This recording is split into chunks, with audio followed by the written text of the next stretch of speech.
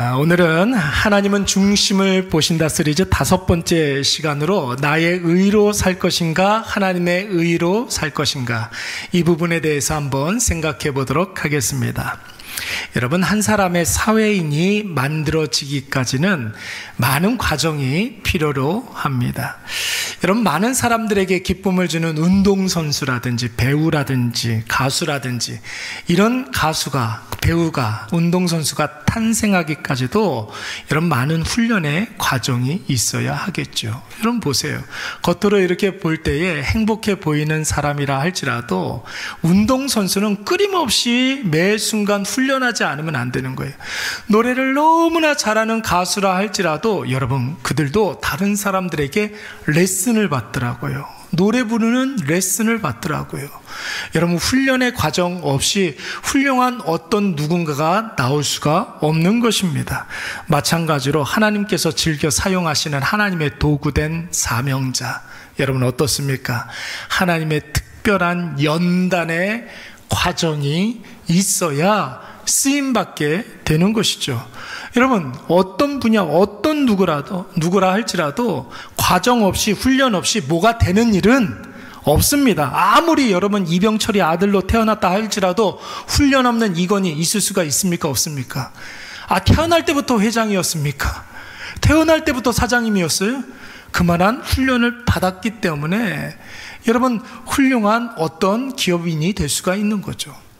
여러분 잘 아시는 이종범이 아들로 태어났다 할지라도 훈련이 없다면 여러분 이종범을 능가하는 이정우가 있을 수가 없는 것이죠. 못 알아듣는 분들이 여러 명 계시는 것 같은데, 이종범의 아들이 요즘 미국에 가서 메이저리그에서 아주 훌륭하게 선수 생활을 하고 있습니다. 아버지도 하지 못했던 그 일을 하고 있잖아요. 매 순간 훈련으로 자기 자신을 연단하기 때문에 가능한 일입니다. 근데 여러분, 여러 가지 훈련의 과정 중에 여러 훈련의 과정들이 있지만 가장 힘들고 어려운 훈련이 무엇일까요? 제가 한번 좀 생각을 해봤어요. 사람마다 다 다르게 이야기할 수 있겠지만 마지막에 해야 하는 훈련이 뭐예요? 자기 멘탈 관리하는 거예요. 마인드 컨트롤을 하는 거예요. 자기의 감정을 잘 조절하고 훈련하는 것, 그것이 굉장히 중요한 것입니다. 자신의 감정을 잘 다스리는 것, 여러분 이것이 잘 안 되면 결정적인 순간에 내가 여태까지 쌓아왔던 공든탑이 다 와르르 무너지게 되는 것입니다. 자기 감정을 컨트롤하지 못하면 다 된 밥에 못 빠뜨린다? 코를 빠뜨리게 되는 거예요. 그래서 여러분 지금 다윗이 광야에서 훈련받고 있는 것이죠. 다윗이 지금 어디에 있다고요? 광야에 있습니다. 여러분 표면적으로 보면 사울을 피해서 도망자 신세로 광야로 숨어 들어갔지만 여러분 이 광야에서의 다윗의 삶은 하나님께서 훈련시키는 과정이었던 거예요. 여러분 어디다 써먹으려고? 여러분 훈련을 해가지고 써먹을 때가 있어야 되는 것 아닙니까? 다윗을 어디다 써먹으려고 그랬습니까? 이스라엘의 왕으로 써먹으려고, 이스라엘을 다스리시는 하나님의 도구로 써먹으려고 하나님은 지금 다윗을 광야에서 훈련시키고 있는 거예요. 그런데 여러분 오늘 본문의 말씀을 보니까 다윗 앞에 또 다른 시련과 환난이 닥쳐왔습니다. 여러분 그 시련이 무엇일까요? 1절 말씀을 보면은 누가 죽었습니까? 선지자 사무엘이 죽었어요. 하나님과 이스라엘의 가교 역할을 해오던 사무엘이, 여러분 이 사무엘은 다윗에게 있어서 영적인 아버지와도 같은 존재였거든요. 그 영적인 아버지와도 같았던 사무엘이 오늘 그의 사명을 다하고 죽은 거예요. 여러분 성경에서 보면 영적인 인물이 죽으면 그와 동시에 역사의 전환점이 일어나게 됩니다. 잘 보세요. 아브라함이 죽은 이후에 이삭 이후에 여러분 언약의 계승 시대를 맞이하게 되죠. 아브라함 죽고 난 이후에 이삭 이후부터는 언약을 계승하는 시대로 발전하게 되는 거예요. 요셉이 죽은 이후부터는 여러분 이스라엘 백성들이 애굽에서 노예 생활을 하게 됩니다. 광야 40년 동안 쓰임받던 모세가 죽은 이후에는 여러분 광야 시대가 끝나고 가나안 시대가 열리게 되고, 여호수아 죽고 난 이후에는 여러분 가나안 정착기에서 사사 시대로 역사가 전환이 되는 거예요. 엘리야 죽고 엘리사 시대가 열리게 되고, 세례 요한이 죽고 난 이후에 누가 공생의 사역을 시작했습니까? 예수 그리스도의 공생의 사역이 시작되는 거예요. 여러분, 사무엘이 누굴까요? 사무엘, 여러분 이스라엘 역사에 있어서 최초의 제사장, 선지자, 그리고 왕의 역할까지 했었던 사람이었습니다. 여러분, 이것을 우리는 삼중직이라고 이야기하는데, 왕, 그리고 제사장, 선지자, 이 삼중직을 감당했던 분은 오직 예수 그리스도밖에 없어요. 그런데 오늘 이 사무엘이 왕은 아니었지만 왕의 역할을 하고 사무엘의 선지자이기도 했고 제사장 역할도 감당했던 거예요. 그런데 여러분, 이런 사무엘이 죽었다고 한다면 뭔가 역사적으로 큰 변화가 일어나야 되는 것 아니겠습니까? 사울이 왕의 자리에서 물러나고 다윗이 왕이 된다든지, 아니면 다윗이 무슨 큰 공을 세워서 국민적인 영웅으로 등극한다든지, 그것도 아니면 적어도 다윗이 도망자 신세는 면해야 할 터인데 다윗에게 아무런 변화가 일어나지 않았습니다. 영적인 아버지 사무엘이 죽은 것도 큰 슬픔인데 다윗은 여전히 광야의 도망자 신세, 변함이 없는 거예요. 시간이 갈수록 더 힘들어지고 더 인생이 고달파지는 것입니다. 그래서 다윗은 여러분 실망하고 좌절해서 더 먼 광야로 도망가게 되지요. 다윗이 일어나 어디로 갔다고 그랬습니까? 바람 광야로 갔다고 그랬어요. 여러분, 바람 광야는 예루살렘에서 유다 지방에서 가장 밑에 지방, 남부 지방에 가장 간조하고 건조한 땅, 여러분 바란 광야입니다. 사무엘이 죽었기 때문에 이제 사울이 사무엘 눈치 보지 아니하고 이제 적극적으로 다윗을 죽이려고 했던 거예요. 그러니까 여러분, 다윗이 마음의 심적인 부담이 점점 심해지다 보니까 더 이상 있던 곳에 있을 수가 없어서 더 먼 곳으로 도망가게 되었습니다. 그런데 여러분, 그 먼 곳 바람 광야에서 또 다른 만남을 가지게 되죠. 여러분, 다윗이 또 다른 어떤 한 사람을 만나게 됩니다. 2절 말씀해 보니까 마온이라는 곳에 한 부자를 만났다고 했습니다. 부자를 만났어요. 여러분 얼마나 다행스러운 일입니까? 이 부자가 얼마나 큰 부자였는지, 여러분 양이 몇 마리였대요? 3,000마리. 염소가 몇 마리였대요? 1,000마리. 여러분 어느 정도의 재산인지 우리가 가늠이 안 되니까 그때 당시에 당대 가장 큰 부자라고 우리가 소개하고 있는 욥과 비교를 해보면 욥이 가지고 있었던 재산의 딱 절반쯤이에요. 그러니까 여러분, 욥이 뭐 한 10대 부자 정도 이렇게 속해 있으면 이 나발은 한 100대 부자 정도 되는 사람이죠. 여러분, 이 사람의 이름이 바로 뭐라고 그랬어요? 나발이라고 했습니다. 나발의 이름의 뜻이 무엇이냐면, 재밌어요. 바보, 멍충이, 어리석은 자, 미련한 사람, 이런 뜻이 있습니다. 아니, 세상에 이름을 이렇게 지어붙이는 사람이 어디 있겠습니까?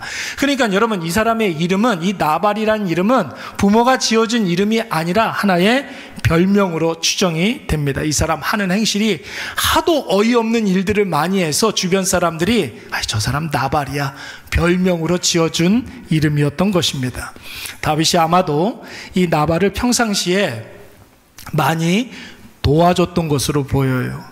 나발의 목자들이 양들을 먹일 때에 여러분, 그때 당시에 광야에 자주 출몰하는 맹수라든지 아니면 도적대라든지 강도들, 이런 사람들로 하여금 나발의 양과 나발의 사람들을 이제 지켜줬습니다. 왜냐하면 다윗도 그때 당시에 한 600명 정도의 다윗의 사람이 있었기 때문에, 지난주에 뭐라고 그랬습니까? 이 사람들과 함께 광야에서 동족들이 어려움을 당하고 힘듦을 당하면 이 600명의 사람들과 함께 도와줬다고 그랬잖아요. 그러니까 오늘 이 나발도 다윗과 함께한 사람들이 함께 이 나발을 도와줬던 것입니다.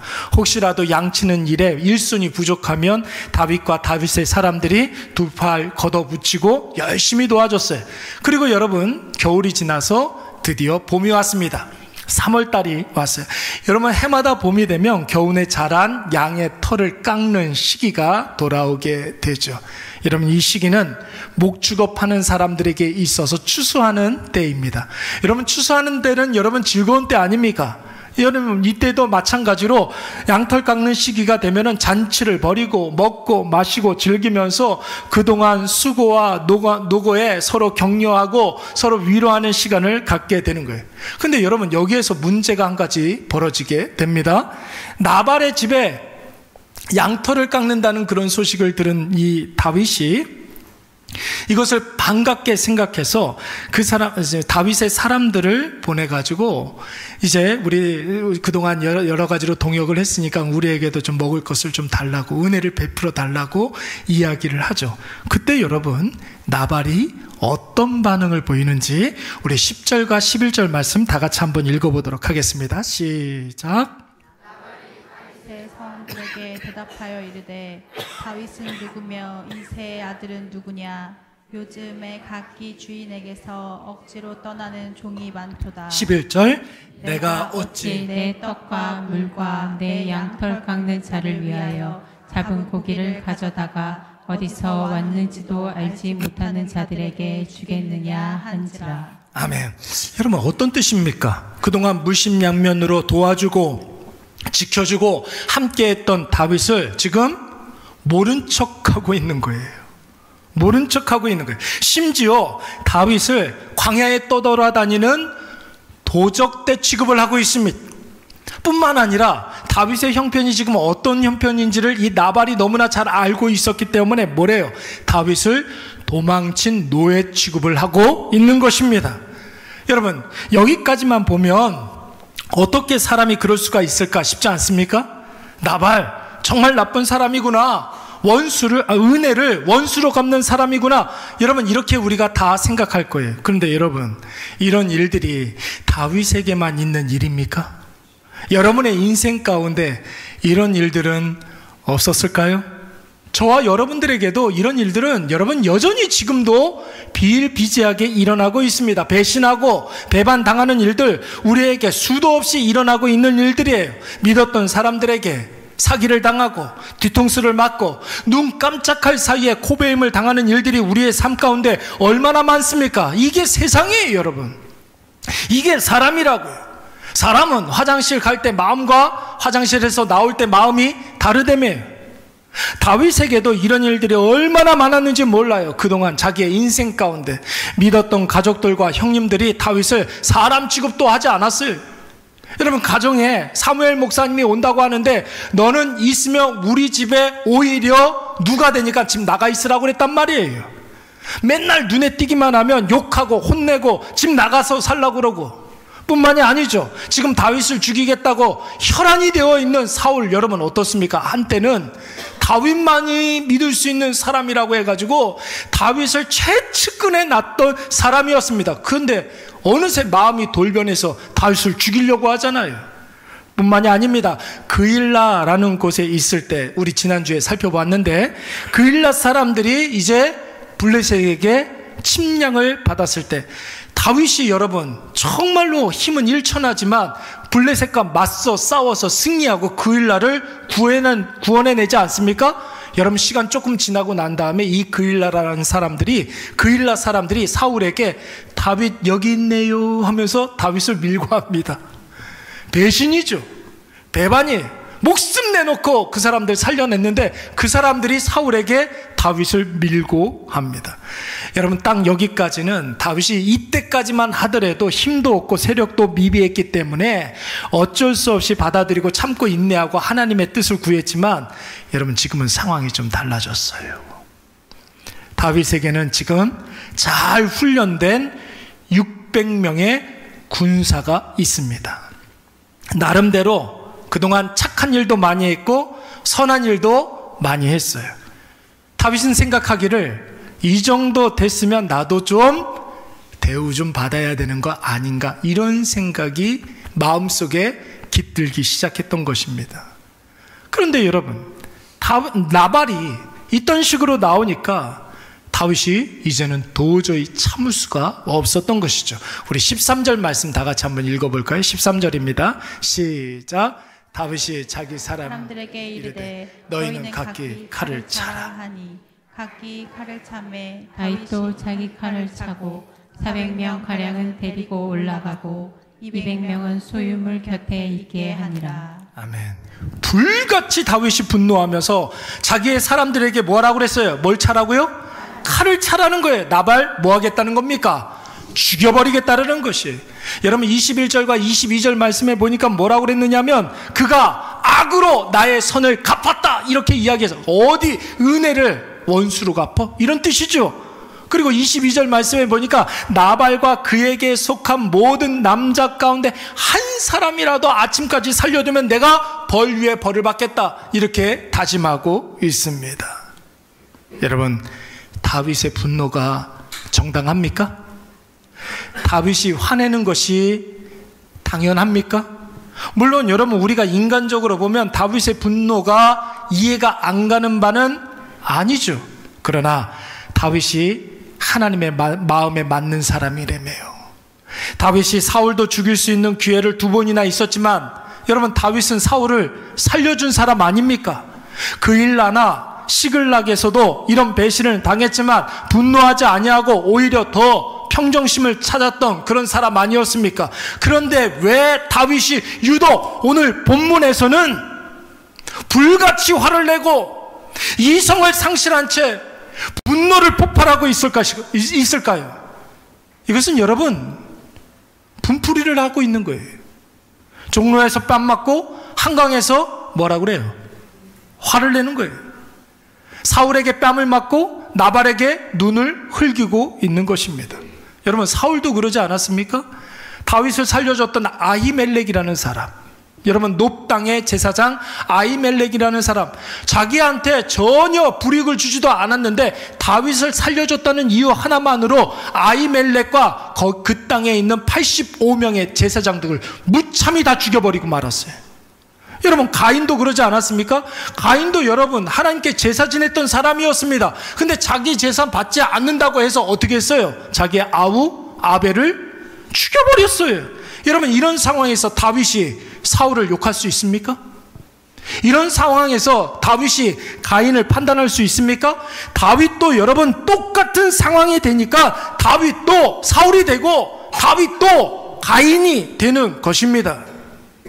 여러분 20세기 가장 영향력 있는 개신교 신학자라고 할 수 있는 칼바르트라는 사람이 있어요. 이 사람 독일 신학자인데 이 사람이 했던 굉장히 유명한 말이 있습니다. 저도 굉장히 중요하게 생각하는 말인데 뭐냐면 한 손에는 성경, 한 손에는 뭐? 신문을 가져야 한다고 말씀하고 있어요. 여러분 하나님의 말씀을 가지고 지금 내 눈앞에 있는 사건 사고들을 뭐 해야 된다? 해석해야 된다라는 것이죠. 나를 둘러싸고 있는 모든 환경들을 하나님의 말씀을 가지고 바라봐야 된다는 뜻입니다. 여러분 뉴스에 나오는 신문에 나오는 가끔 가다가 천인공노할 만한 그런 사람들 나오지 않습니까? 연쇄살인범이라든지 아니면 수천 명에게 피해를 주는 전세 사기범이라든지 주가 조작해서 개미 투자자들 피해보게 하는 그런 사람들, 수많은 사람들이 죽어나갔는데도 나 몰라라 하는 그런 사람들. 여러분 우리 주변에 텔레비전 이렇게 보면 있습니까 없습니까? 여러분 하루에도 수도 없이 뉴스에서 그런 사람들 많이 소개하고 우리에게 보여주고 있어요. 여러분 나하고 전혀 상관없는 사람들처럼 보이죠? 나는 절대로 안 그럴 것처럼 보이지 않습니까?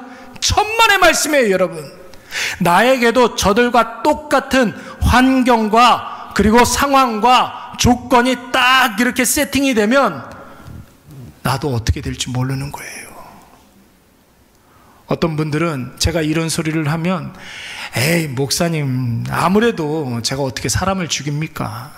아니 어떻게 제가 수백 명 피해주는 사기꾼이 된다고 그러십니까? 말 같지도 않은 소리 하지 마세요. 이런 분들이 있어요.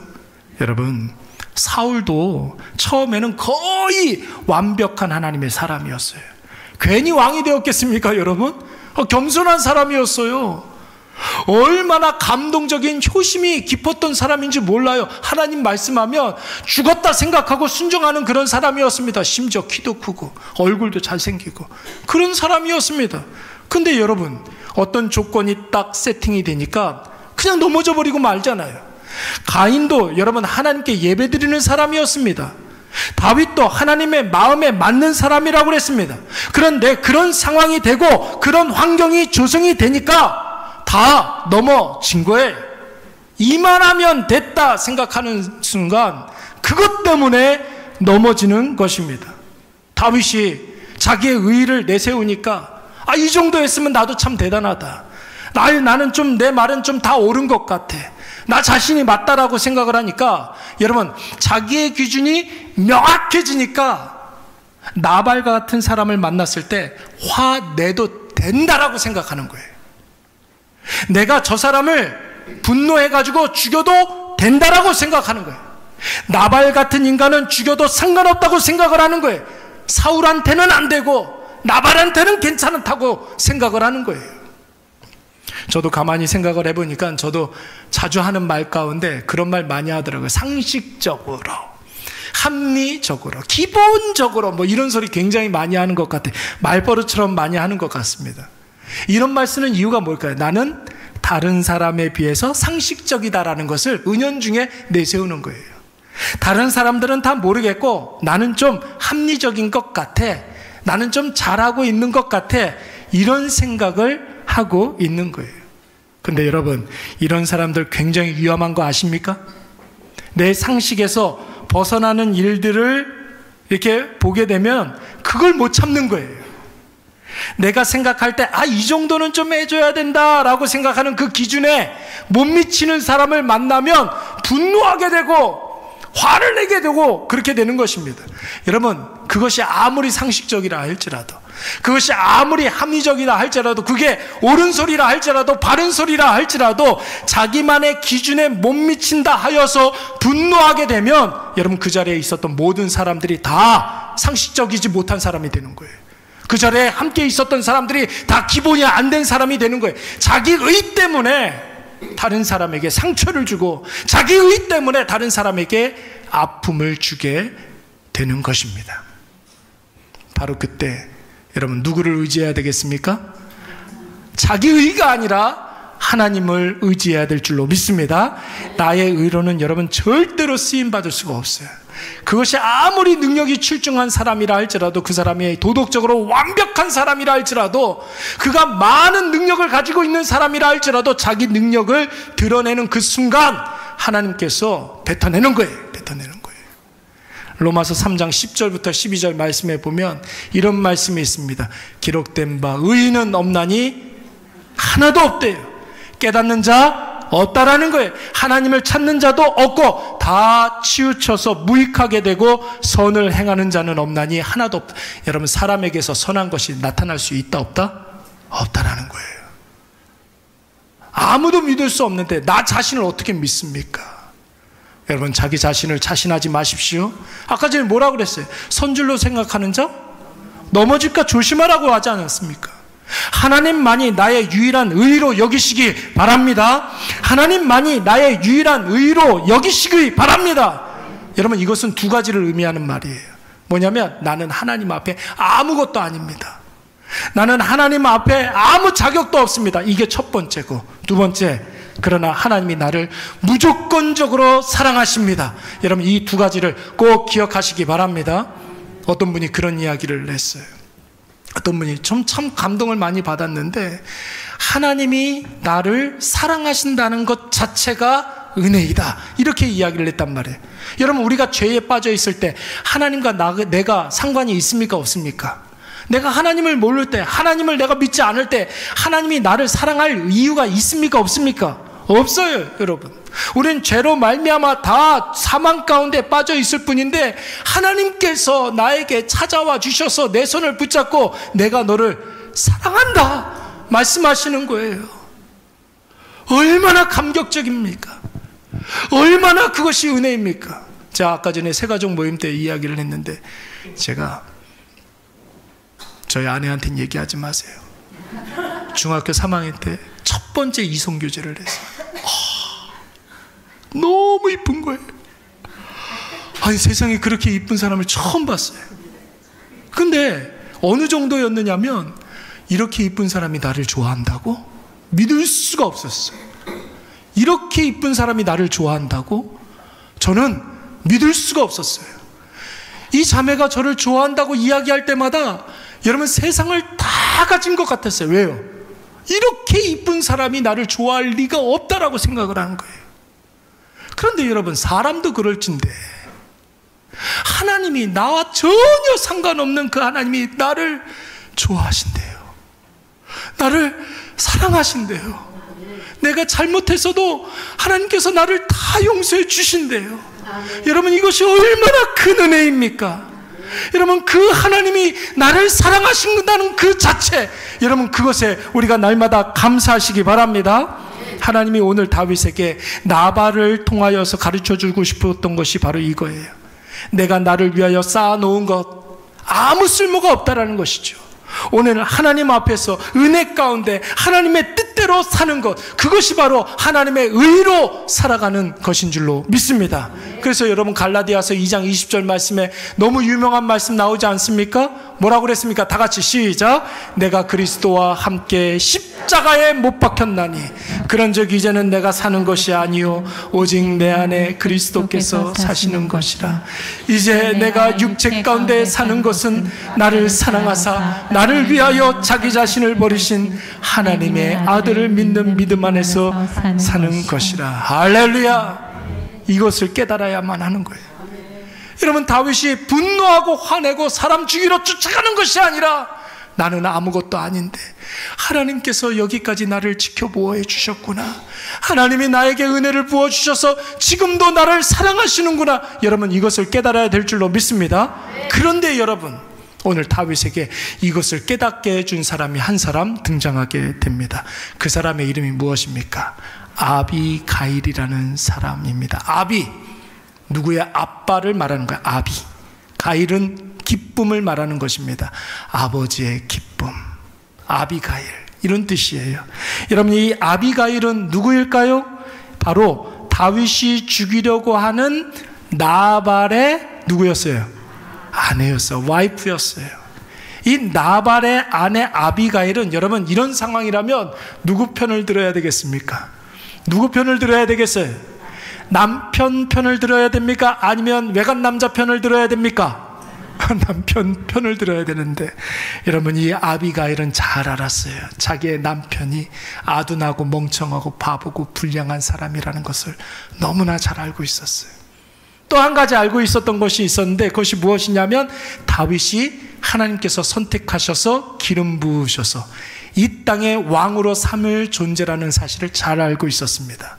그래서 지금 이 상황이 아주 심각한 위기라는 것도 알고 있는 거예요. 누구에게 위기라는 걸까요? 나발일까요? 다윗일까요? 아니죠, 여러분. 다윗에게 큰 위기라는 사실을 알고 있었던 것입니다. 나발은 여러분 원래부터 악한 자였기 때문에 언젠가는 누구한테든 심판을 받게 되어 있는데, 다윗은 경우는 그렇지가 않아요. 나발의 악 때문에 다윗의 선이 지면 안 된다라고 생각을 한 거예요. 그래서 나발을 죽이려고 칼을 들고 분노에 다름박질을 하고 있는 다윗의 길을 가로막게 됩니다. 그리고 세 가지를 이야기해요. 아비가일이 다윗에게 세 가지를 이야기하는데, 26절 말씀에 보니까 하나님 다 보고 계신다는 거죠. 하나님 다 보고 계신다는 거예요. 누가 악한지 누가 선한지 하나님 다 알고 계신다는 거예요. 악한 사람 때문에 당신이 죄짓지 말라는 거예요. 여러분 꼭 기억하시기 바랍니다. 우리 주변에 악한 사람들이 있을 수가 있어요. 그 사람 때문에 우리가 죄 지을 이유가 있습니까? 없습니까? 없어요. 여러분, 악한 사람은 악한 일을 하게 내버려 두세요. 하나님이 심판합니다. 내가 판단할 자가 아니에요. 지금 이것을 이야기하는 거예요. 두 번째, 아비가일이 다윗에게 한 말, 29절 말씀에 보니까 당신은 반드시 승리할 겁니다. 하나님께서 생명싸개로 당신의 생명을 보호해 주실 것입니다. 과거에 당신이 골리앗을 물질렀던 것처럼 하나님께서 당신을 반드시 승리하게 할 것입니다. 이게 두 번째예요. 세 번째, 30절 말씀에 보니까 다윗 당신을 하나님께서 결국은 이스라엘의 왕으로 삼으실 터인데 지금 이 악한 자를 함부로 죽여서 그때 문제가 되면 된다 안 된다? 안 된다라는 것이죠. 안 된다라는 거예요. 나중에 왕이 되었을 때 이 나발 같은 사람 한 사람 죽여서 그 왕의 자격을 상실해버리면 안 된다라는 것이, 그러면 하나님의 큰 뜻의 지장을 초래하게 된다라는 것입니다. 여러분, 아비가일이 했던 말을 한마디로 어떻게 이야기할 수 있습니까? 하나님의 택하신 하나님의 사람이 왜 하나님과 상관없는 그 악한 자로 인해서 죄를 범하려고 하십니까? 나중에 이 일로 인해서 하나님이 당신을 크게 사용하실 터인데 반드시 문제가 됩니다. 지금 그러니 그 죄악을 멈추십시오, 이렇게 이야기하는 거예요. 여러분, 분노에 찬 다윗이 이 아비가일의 말을 듣고 충격을 받았어요. 한동안 말을 잇지 못했어요. 그리고 넋이 나간 채로 있다가 드디어 다윗이 입을 엽니다. 우리 다같이 32절과 33절 말씀 다같이 읽도록 하겠습니다. 시작. 다윗이 아비가일에게 이르되 오늘 너를 보내어 나를 영접하게 하신 이스라엘 하나님 여호와를 찬송할지로다. 또 내 지혜를 칭찬할지며 또 내게 복이 있을지로다. 오늘 내가 피를 흘릴 것과 친히 복수하는 것을 네가 막았느니라. 아멘. 여러분, 다윗이 무엇을 깨달았습니까? 다윗은 나발이 내가 세워놓은 상식과 합리 기본에 못 미치는 사람이니까 내가 심판해도 된다고 생각했어요. 내가 판단하고 내가 죽여도 된다고 생각했어요. 여러분 보세요. 나와 그를 보니까, 나와 그만 보니까 내가 저 사람을 어떻게 해도 된다라고 생각하는 거예요. 내가 저 사람을 바꿔놔도 된다, 바꿔놔야 된다고 생각을 하는 거예요. 나하고 그 사람만 생각을 하니까. 근데 여러분 보세요. 이 구도에서 아비가일이 등장하면서 구도가 깨져요. 뭘 깨닫게 됩니까? 다윗과 나발이, 이 구도가 그 중간에 누가 껴요? 하나님이 끼는 거예요. 다윗이 하나님을 통해서 나발을 보게 되는 거예요. 그러니까 죄를 짓지 않게 되는 거죠. 여러분, 이것이 얼마나 놀라운 지혜입니까?